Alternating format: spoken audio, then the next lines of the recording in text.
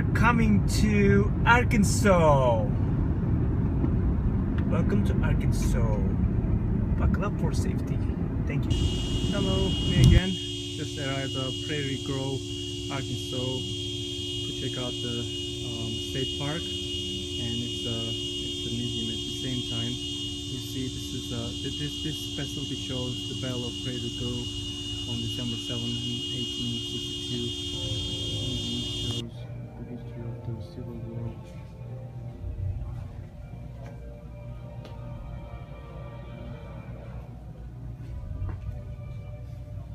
Following the election of Abraham Lincoln in 1861,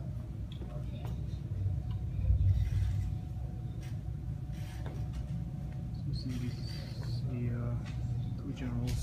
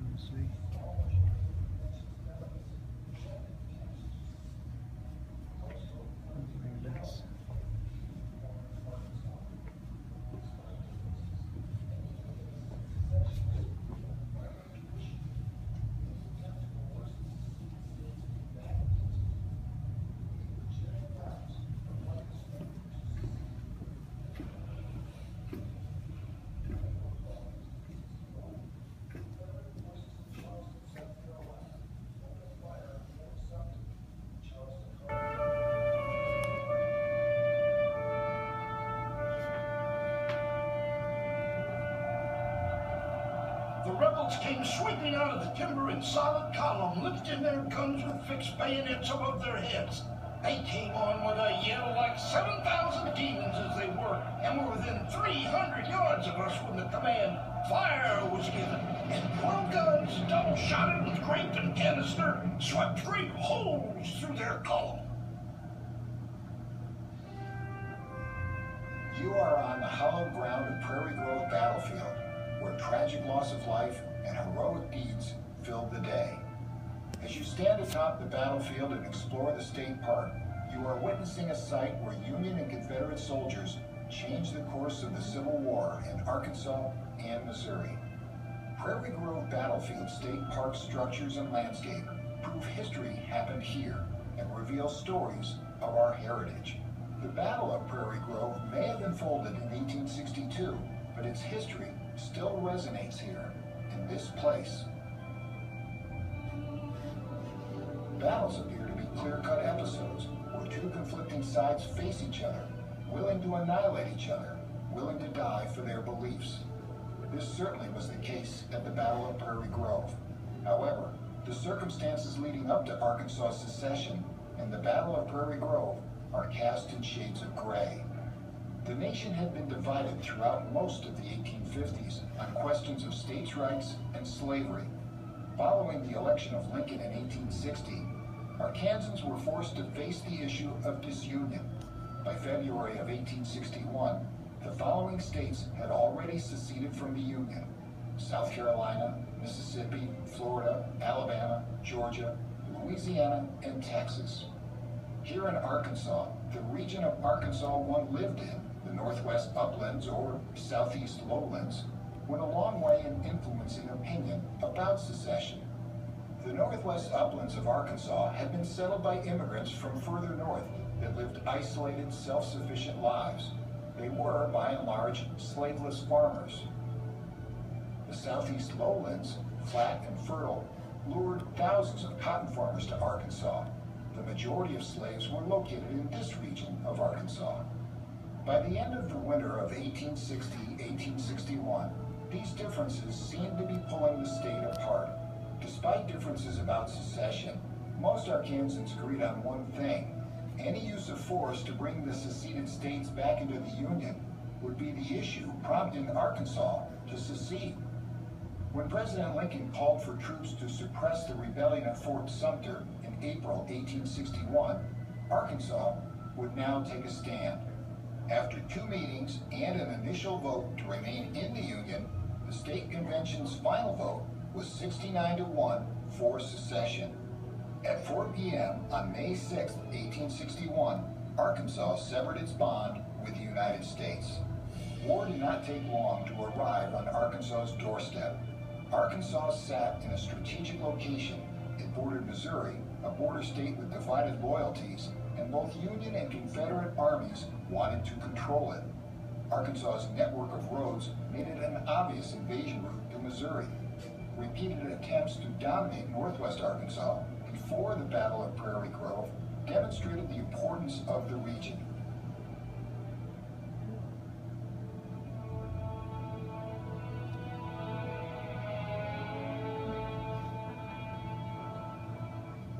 December the 7th, 1862 will long be remembered, especially by those of us who lived here and witnessed the Battle of Prairie Grove. It was a beautiful, cold, frosty Sunday morning. About 10 o'clock, the cannonading began, and about noon, war began in earnest, when it seemed everyone would be killed.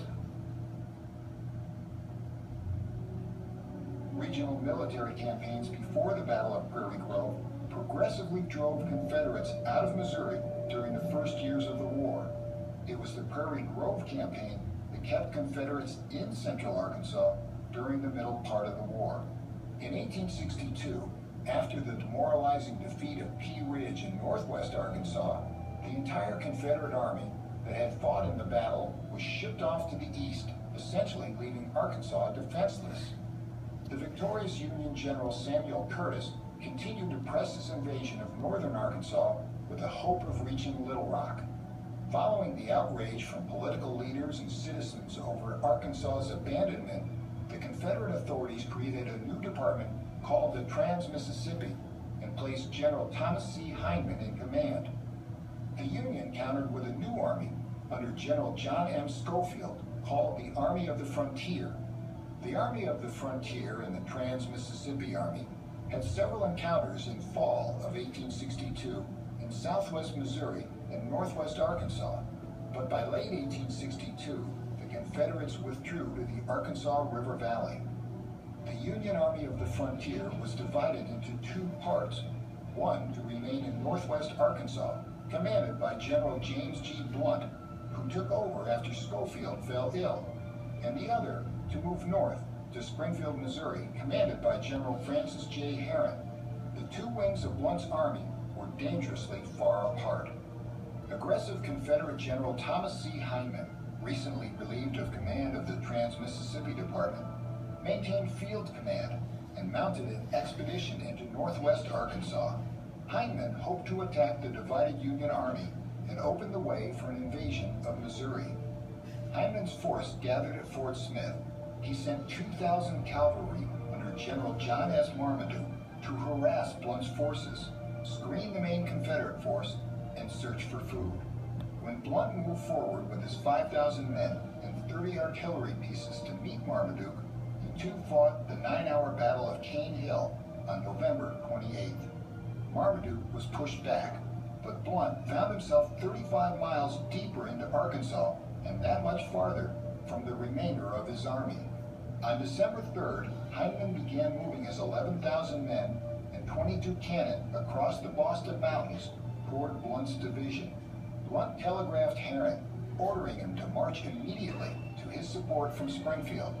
Blunt then set up defensive positions in the hills around Cane Hill to wait for Herron. Hindman's intention was for Marmaduke's cavalry to strike Blunt from the south as a diversion. Once Blunt was engaged, Hindman intended to hit him on the flank from the east. On December 6th, Hindman learned of Herron's movement out of Springfield and realized that he could not attack Blunt from the east as planned. He decided that he would move north and intercept Herron before he could arrive to reinforce Blunt. During the night of December 6th, Hindman bypassed Blunt's force and moved northward with Marmaduke's cavalry in the front.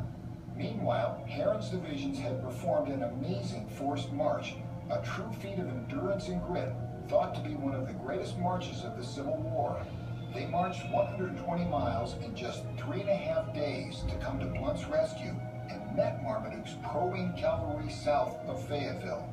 Confederate Brigadier General Francis Shute chose to use the landscape to his advantage rather than push forward, and set up a defensive position on the tree-covered ridge of Prairie Grove, where you are standing.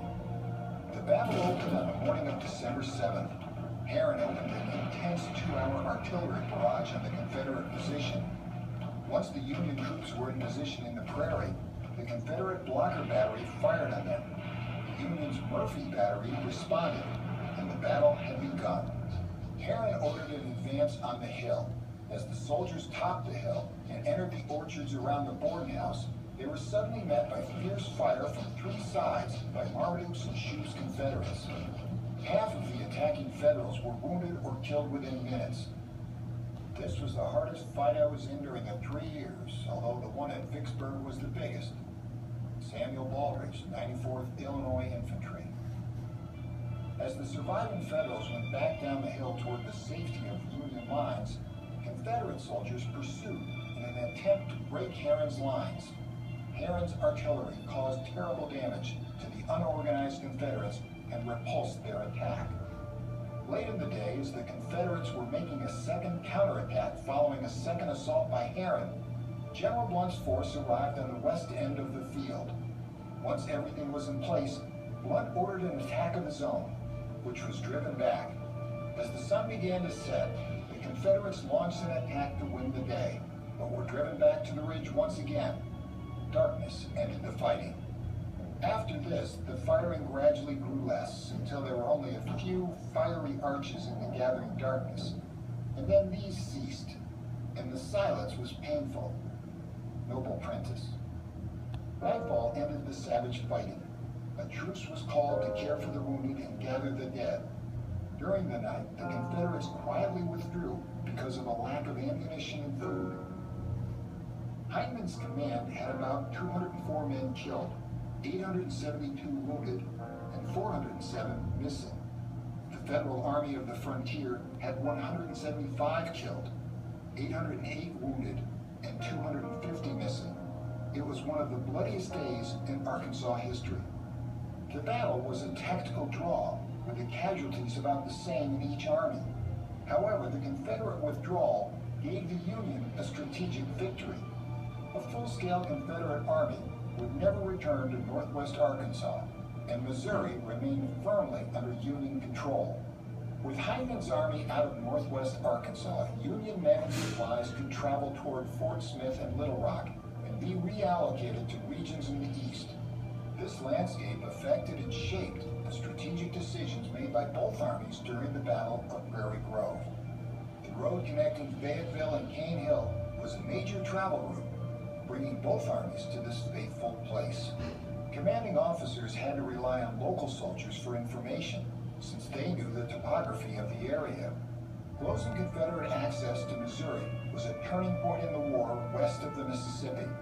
The Battle of Prairie Grove, the last major Civil War engagement in northwest Arkansas, was one of the very few Union victories early in the war and provided encouragement to the Union.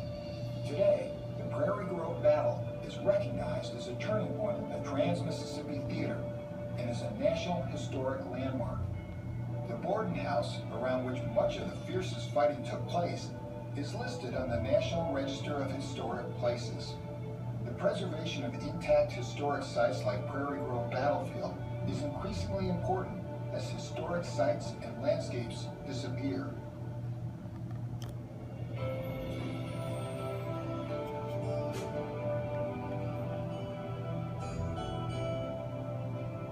Retired soldiers began holding reunions at Prairie Grove as early as 1886.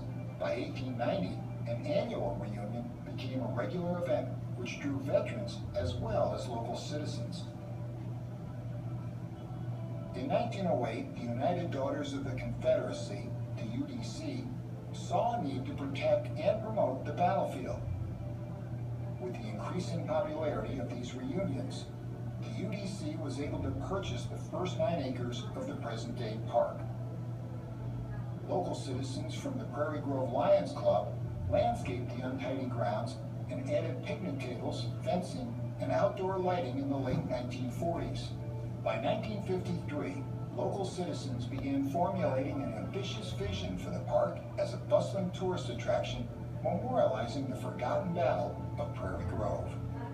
In 1957, the UDC graciously handed over the deed to the park to the local Prairie Grove Battlefield Memorial Foundation. Later that year, the state Senate created the Prairie Grove Battlefield Park Commission and set aside $50,000 for development of the park. Hindman Hall Visitor Center, where you are now, was built in 1965 as a memorial to Confederate General Thomas C. Hindman. The general's son, Biscoe Hindman, provided the funds to the park in his will. In 1971, the battlefield became an Arkansas State Park, thanks in large part to the generosity and foresight of the UDC and Biscoe Hindman. Prairie Grove Battlefield State Park interprets the story of the battle and its effects on northwest Arkansas to tens of thousands of park visitors each year. Professional management and partnerships protect and interpret this historical place. Park staff work with historians, archaeologists, and other professionals to research the people and events surrounding this important battle so that we may learn from our past and make a better future.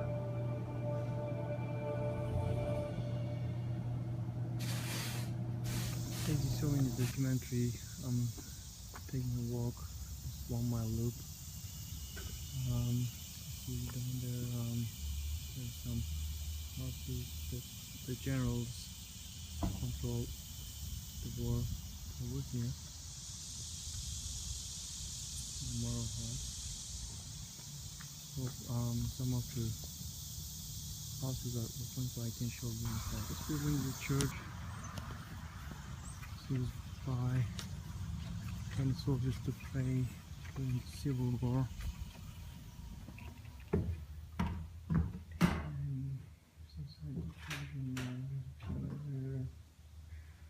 Some benches around.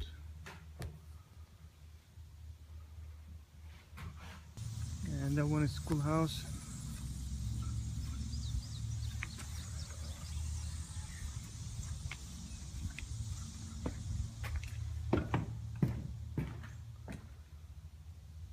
Looks like a regular school in 1800s.